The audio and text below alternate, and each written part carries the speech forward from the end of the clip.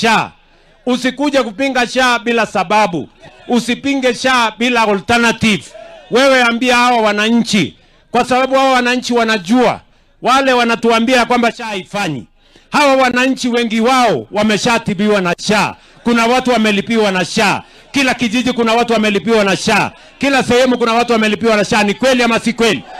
Nyinyi ambao mnatuambia SHA haifanyi, tutawakemea, tutawaambia vile SHA inafanya mpaka mtii. Ama namna gani jameni? Tuko pamoja? Tuendelee ama tuendelee? Sasa mimi nataka niwaulize. Hii Narok, si ndio? Si hii Narok mumeona? Si barabara mumeona?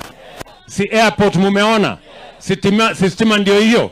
Hapa Ologurto hii. Olposimuru hapa. Si titles 4,500 tumekuja tukawapatia.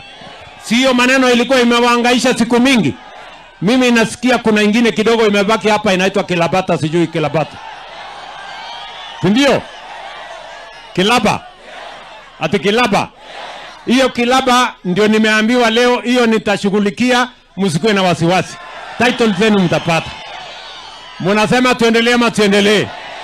Mko tayari? Tusonge mbele pamoja. Sikizeni ndugu zangu. Hii Kenya tumekubaliana ya kwamba tunataka Kenya ipige hatua ya kwenda mbele. Hatutaki Kenya ya kukwama kwa ukabila na kwa umaskini. Tunataka tutembee pamoja. Watu wakulima tuwashike mkono. Wafanyibiashara tuwashike mkono. Watoto wetu tuwasomeshe. Ndio Kenya iweze kusonga mbele. Wale wengine wote ambao wanajaribu hapo ni watu bure. Si mnajua hawa watu? Mnawajua?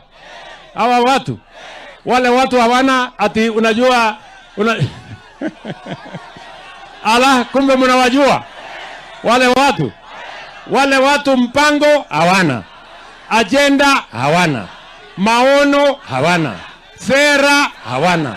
Agenda hata akili. Mnawajua?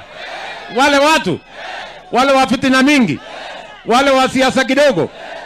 Ati mpango na sera na maono na agenda na akili.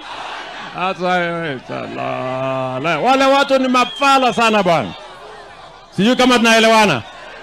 Sasa mimi nataka niwaulize, tunatembea na chama gani mwaka huu jameni? Harambee! Harambee! Harambee! Harambee! Hebu nione chama ya UDA, nione UDA. Huyu mama wetu, mjumbe wa hapa,